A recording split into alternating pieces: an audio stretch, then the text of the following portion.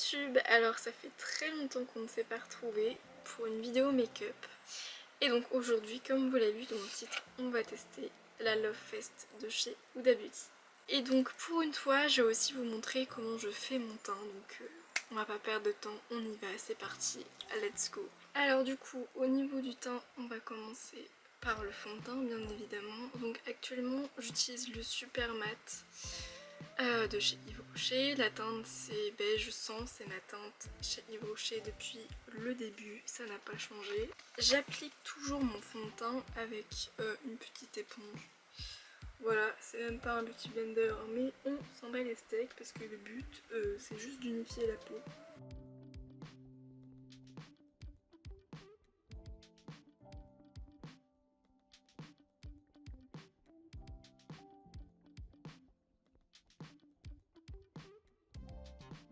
Ensuite, anti-cerne de chez Yves Rocher. Bah là c'est le beige 0,25.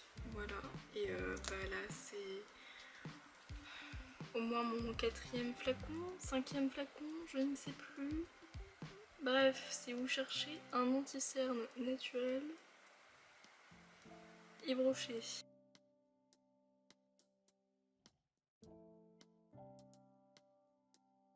Une fois qu'on a fait ça, tout simplement on va venir appliquer la poudre pour matifier parce que moi je ne supporte pas quand ça brille. Et donc meilleure poudre du monde, Arc-en-Ciel, la poudre délicate en teinte universelle. Et ouais, cette poudre là genre en fait c'est simple, quand je vais à Beauty Success c'est pour racheter mon stock de poudre. Dit comme ça on dirait que je me shoot, mais je vous jure que non. Ça par contre du coup c'était pas avec la poudre, hein. C'est une ancienne poudre. Parce que la houppette, dans cette poudre là elle est pas ouf, en fait ça fait un petit coussin et la vérité en fait c'est mon chat qui joue avec. Il aime bien. Ça a au moins une utilité. Et là du coup on poudre bien. Mais là encore c'est en fonction de vos goûts. Alors une fois qu'on a fait ça, je prends une deuxième poudre. Donc on retourne chez Yves Rocher. Et donc là c'est la poudre en beige sang, sauf que comparé au fond de teint, là ça ne... Parce que c'est censé être un fond de teint poudre compact machin truc bidule là. Et moi du coup je m'en sers en contouring. Donc je prends mon pinceau Sephora là comme ça qui date de Mathusalem, que j'avais gagné quand j'étais au lycée parce que on le rappelle, j'ai gagné voilà les concours sur Instagram. Je sais pas comment j'ai fait, mais j'ai fait. Ensuite un peu en dessous comme ça, un peu les tempes et un peu le nez.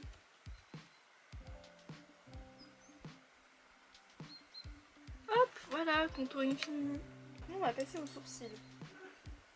Donc les sourcils quand je vais bosser, je le fais que quand j'ai le temps. Voilà, c'est-à-dire quasiment jamais. Donc crayon Max More, donc Action, c'est la teinte 295 Dark Brown, qui est génial, genre vraiment une petite perle rare. Sauf que le souci avec Action, c'est que vous trouvez ça une fois tous les 36 du mois, donc c'est-à-dire quasiment jamais. Enfin, en tout cas, dans le Action où je vais, je l'ai trouvé une seule fois. Après, sinon, j'ai ce crayon-là, qui est un marron un peu plus chaud, et j'avais trouvé ça à Nose. Et enfin, j'utilise aussi parfois cette petite palette de la marque Maëlle, et je vous laisse deviner où est-ce que je l'ai acheté. Allez-y. Yes, Anos, bravo, vous avez gagné rien du tout. Du coup, voilà, donc j'utilise ces deux teintes là. Là c'est une espèce de cire, mais ça fait pas comme les produits que Marron Caméléon elle montre. Genre c'est plus gras, donc c'est pas intéressant quoi. Et ça c'est un espèce d'enlumineur pour mettre en dessous le sourcil, mais clairement pour ma carnation de peau, c'est pas possible. Aujourd'hui j'ai envie de prendre lui et on terminera par la palette. Donc là le but c'est juste de tracer des petits traits, on y va léger. Hein.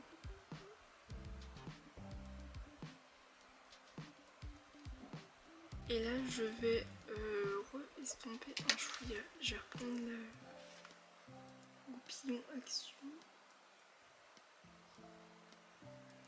Et du coup je vais vous montrer un petit peu en plus quand on rajoute la poudre. Hop, du coup la teinte la plus foncée je la mets sur la queue du sourcil. Je remonte à peu près au milieu. Et ensuite je passe à la teinte la plus claire. Et je reviens petit à petit jusqu'à la tête. Tout en essayant d'estomper un maximum pour que ça reste naturel. Et on re-estompe un chouïa. Et maintenant on va passer au moment tant attendu de cette vidéo. Le crash test de la palette Love Fest de chez Huda Beauty. Et là, il est temps que je me confesse à vous. Il y en a un qui doit bien rigoler derrière la vidéo. Un triste, n'est-ce pas? Qui est en train de se dire, Annie, c'était vraiment une pigeonne. Je sais, yes. Puisque, en fait, au départ, quand j'ai vu cette palette sur les réseaux, je me suis dit, justement sur le compte de Sephora, je me suis dit, mais c'est du vu et revu au niveau des couleurs. Qui a été à Sephora la semaine dernière, a swatché le fard du milieu et s'est dit, waouh, il est beaucoup trop beau, il me faut cette palette. Et c'est moi. Voilà. Donc la meuf au départ se disait oui c'est une palette, c'est du vu et revu, mais elle a quand même acheté. Voilà. Bon, puisque nous sommes quand même des petits rats, j'avais 10% de réduction à Sephora, donc voilà. Bon, on n'est pas aussi rats que Ultia ou autre, mais petite technique quand même. Moins 10%. Sur 29,90 €, c'est toujours cette prix. Dans tous les cas, j'aurais forcément fini par tester une palette Huda Beauty un jour. Parce que quand même, la base quoi. La première palette Huda qui me faisait de l'œil, genre vraiment, c'était la Mercury rétrograde, la palette de, je crois qu'il y a 18 teintes dedans, je sais plus. Et Marion Caméléon a toujours dit dans ses vidéos, il me semble, que les petites sont toujours plus pigmentées que les grandes. Et la Mercury rétrograde, il n'y a jamais eu de réduction assez importante dessus pour que je craque, dit-elle en ayant acheté la palette quasiment plein pot. Mais bref. La seule vidéo que j'ai vue qui parlait de la palette, c'est la vidéo de Richard que j'ai regardée hier soir. Aujourd'hui, quand je filme cette vidéo, nous sommes le 14 septembre. Et donc j'ai acheté la palette le 5 septembre. Et après du coup en fait le souci des fards marbrés, parce que du coup dans la vidéo de Richard, lui ça faisait beaucoup plus rose que moi et moi j'ai beaucoup plus de violet que lui. Donc c'est un peu le souci des produits marbrés quoi. On va mettre le beige le plus clair qui est quand même plus foncé que ma carnation, donc celui-ci. Donc les fards sont poudreux, hein, voilà. Après moi, bon. Effectivement, comme l'a dit Richard dans sa vidéo, c'est pigmenté. Maintenant on va taper direct dans le plus foncé, celui-ci. C'est vraiment archi pigmenté. Je m'attendais pas à ça. Et après du coup je remonte, enfin vous voyez ce que je fais quoi. Après vous savez, hein, enfin pour ceux qui me suivent sur Instagram, je fais souvent des make-up très étirés. Et assez pointus sur le côté en fait.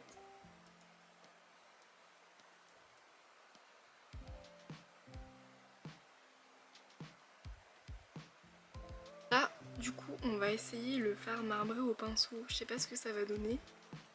Donc du coup, entre temps, j'essuie mon pinceau. Et on va voir ce que ça donne appliqué au pinceau. Franchement, je le sens pas trop, mais bon. Ouais. C'est pas ouf. De toute façon, j'ai toujours eu du mal à appliquer les fards pailletés, irisés au pinceau. Donc on va prendre avec le doigt. Hop. Voilà. Après du coup c'est assez crémeux comme mon fard irisé, donc c'est aussi pour ça que je galère au pinceau. Et maintenant mon fard préféré, du coup celui qui m'a fait acheter la palette. Donc le fard du milieu, donc là je vais direct y aller au doigt parce que je sais que de toute façon au pinceau c'est mort.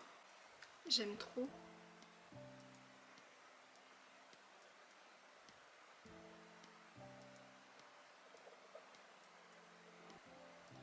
Et du coup je vais finir avec ce fard irisé là que je vais mettre en coin interne.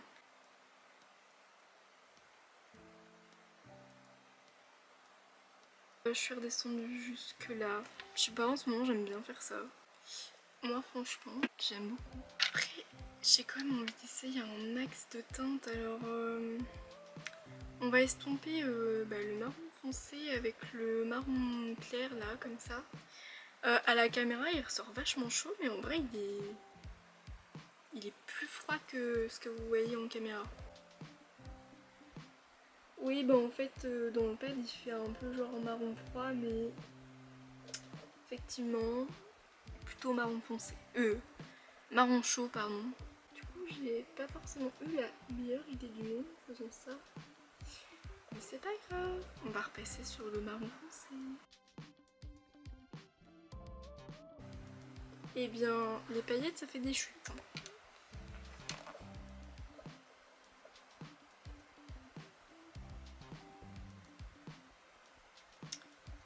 Maintenant nous allons passer au trait d'eyeliner, puisque vous me connaissez, Anaïs sans eyeliner n'est pas Anaïs, en tout cas quand je suis maquillée.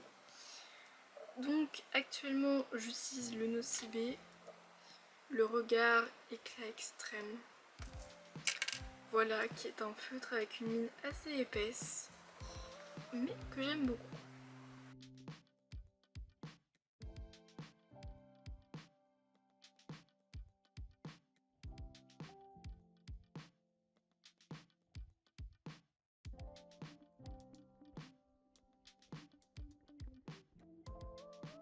Ensuite on va faire la bascule.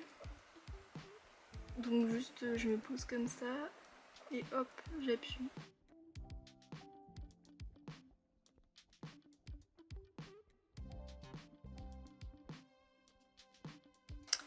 Crayon noir Arc-en-Ciel Paris, donc le Starliner en teinte 001 noir waterproof machin truc bidule. Il n'y a pas mieux, d'accord. Ou sinon le Rimmel en waterproof, mais je préfère l'Arc-en-Ciel Paris quand même. Une fois que j'ai fait la muqueuse du haut, je vais venir continuer la muqueuse un peu ici en bas là, au niveau de la bascule. En fait, je continue jusqu'au milieu de mon œil à peu près. Et là, je vais faire un truc que j'ai fait l'autre jour. Donner un côté un peu graphique à mon maquillage. En fait, je ne suis pas ma muqueuse, je fais un trait qui descend. Vous voyez comme ce que j'avais fait dans mon maquillage Batman qui a fait très peu de vues. Est-ce que j'ai le seum alors que moi c'est une vidéo que j'ai kiffé faire? Oui. Donc le lien de la vidéo sera là. On va estomper un peu le crayon noir. Et après du coup je remettrai le fard marron foncé.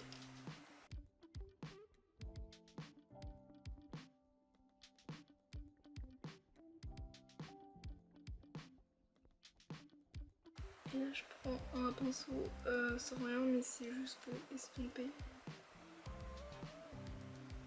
Et là du coup je remets le fard pailleté le plus clair pour que ça aille jusqu'au trait noir en fait.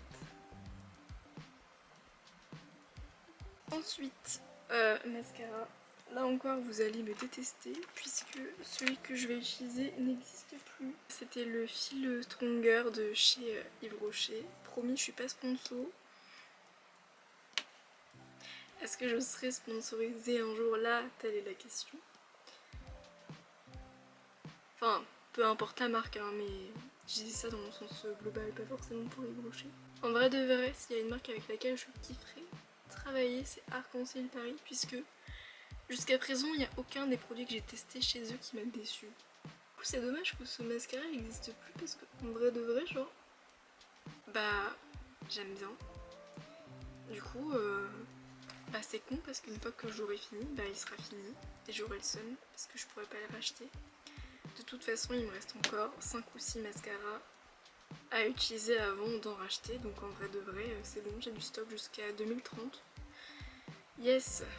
Ensuite, nous allons passer au blush. Et là, bon bah lui il date de Mathusalem. Non mais vraiment, sans déconner, ça fait au moins 5 ans que je l'ai. Et je sais pas quand est-ce que je vais le finir. Et je n'en peux plus de ce blush en fait.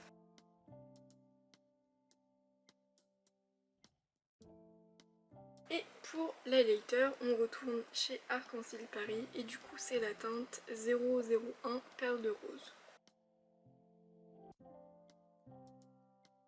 Et maintenant, the question is, quelle est la couleur de rouge à lèvres que je vais mettre? Je pense que un bordeaux, ça peut être pas mal. Genre le bordeaux chez Kat Von D, why not? D'ailleurs, je sais pas si vous avez vu, mais du coup, parce que ça c'est pareil, les liquid matte Kat Von D, là, ça date de Mathusalem.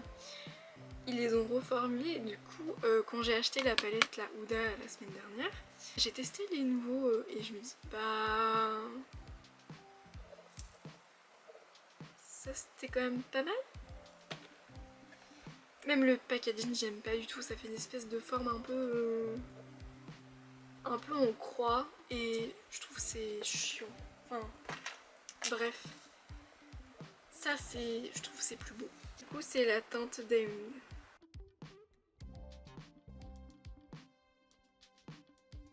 Voilà le look final, donc en fait on est resté dans un look assez dark quand même. Est-ce que ça vous étonne? Non. Alors je ne pense pas. Qu'est-ce que je pense de la palette? Eh bien écoutez, je suis agréablement surprise. Je ne pensais pas autant apprécier une palette Huda, donc écoutez, je suis très contente puisque jusqu'à présent, à part la Mercury rétrograde, c'est la seule palette qui m'a attirée. Après sinon, dans les dernières qui sont sorties, il y avait les Color Block aussi, mais j'avais vu différentes vidéos. Et les revues étaient pas forcément ouf. Et donc bon bah voilà, finalement on reste sur une palette très basique, hein, avec des teintes que vous pouvez retrouver déjà un peu partout dans le commerce, mais why not, écoutez. Si vous avez envie de craquer, allez-y. Donc déjà, juste le design, bah, moi je suis très fan. Après, je pense que vous l'avez retenu, ma teinte préférée, c'est celle du milieu. Et voilà. Donc pour moi, c'est une bonne palette. Si vous avez envie de craquer, vous pouvez y aller. Mais il n'empêche que ça reste quand même des couleurs que vous pouvez retrouver un peu partout. Mais c'est des très bons fards. J'espère que vous avez apprécié cette vidéo, ça faisait longtemps que je n'avais pas fait de make-up puisque dernièrement vous avez eu que des vlogs. Donc j'espère que ça vous a fait plaisir de me retrouver dans ma catégorie maquillage pour crash tester des produits. J'espère que vous avez aussi apprécié la partie teint puisque habituellement je commence toujours par hop direct les yeux. Et voilà. Et donc bah, moi je vous dis à bientôt pour une prochaine vidéo. Bye.